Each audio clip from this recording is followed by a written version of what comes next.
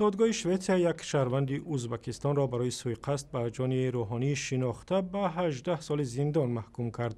با گفته دادگاه شهری آسترزوند، محض یوری ژوکوفسکی 37 ساله و شهروند ازبکستان سال 2012 خواسته است عابدخان قاری نظروف، یکی از روحانیان شناخته ازبک و از مخالفان دولت اسلام کریموف را بکشد.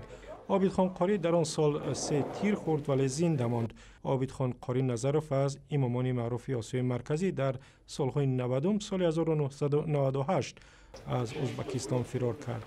در این باره صحبتی داشتم با همکارم سیراج الدین اسلام از بخش ازبکی رادیوی آزادی. سیراج الدین، در حکم دادگاه شوئیسیا نسبت به یوری ژوکوفسکی چی گفته شده است؟ اشاره به فرمایشگران سوءقصد هست؟ دادگاه استرامسوند تصمیم گرفته است که به یوری ژوکوفسکی 18 سال زندانی دهد، ولی اشاره به آن که کی با او فرمایش داده است و کمک مالی را او از کجا گرفته است چیزی گفته نمی شود. ولی به قول دادستان شوئیسیا در اینجا دست حکومت ازبکستان هست و کمک مالی حکومت ازبکستان با سفارش حکومت ازبکستان یوری ژوکوفسکی این جرم سنگین را اجرا کرده است. تا هنوز معلوم نیست چگونه این حکم عکس العمل خود را پیدا میکند. و ادعای دادستان شوئیسیا درباره دست داشتن حکومت ازبکستان به سوءقصد آیا اساس دارد؟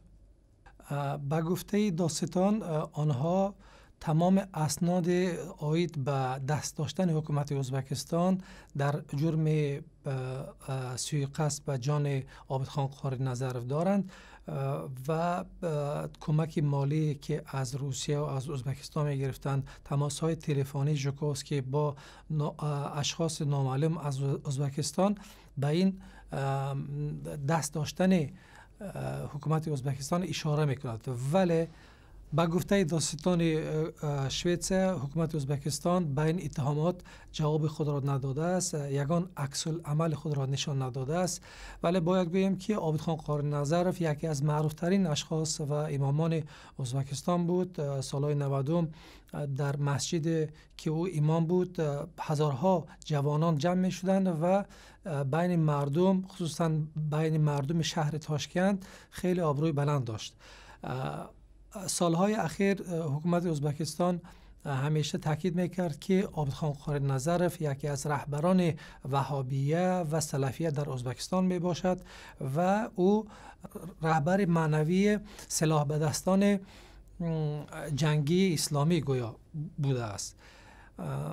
اما عابدخان قاری نظروف هیچ وقت این را تصدیق نکرده و همیشه می گفت که او طرفدار یک اسلام میانه هست، میانه رو هست و همیشه می گفت که اسلام این معرفت است، نه با زور و سلاح می توانیم رژیم ازبکستان را ما تغییر کنیم.